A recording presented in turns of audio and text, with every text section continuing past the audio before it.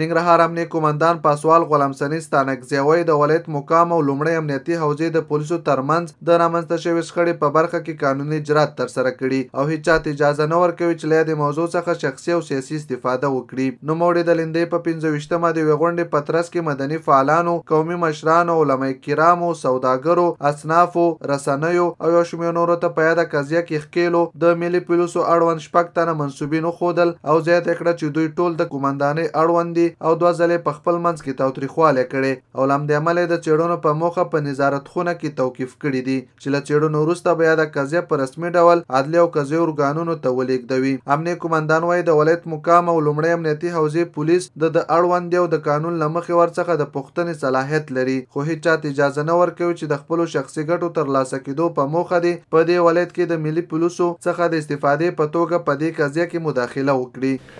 ما د خپلو سربازانو کې زه دا تفکیک نه لرم چې دا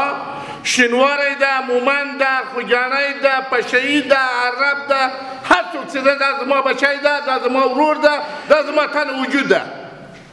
ولې تاسو د دې نه که سیاسي بهرهبرداري کوئ دا نو تاسو غواړئ چې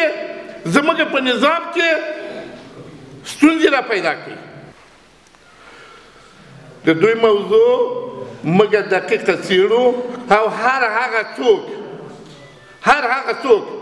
چې زما په اوږه باندې راکټ ږدي او خپل عارفان وي او یا ځان ته کمپاین کوي داسې خلکو ته به زه اجازه ورنه کړم. په ورته وخت کې رامیز جبارخیل او صفت الله په نومونو د ملي پولیسو منصوبین چې په ترڅ کې شخړه رامنځته شوې وه وایي د دوی ترمنځ 2 ځلې شخړه رامنځته شوې او د څېړنو په موخه په قضیه کې ورسره ټول ښکیل کسان په توقیف خونه کې دي. اسمم رامز است و همین مسئله که بین ما شده بود، همین جریان که آمده بود، برخورد فیزیکی یا جنجال ما خسته بود،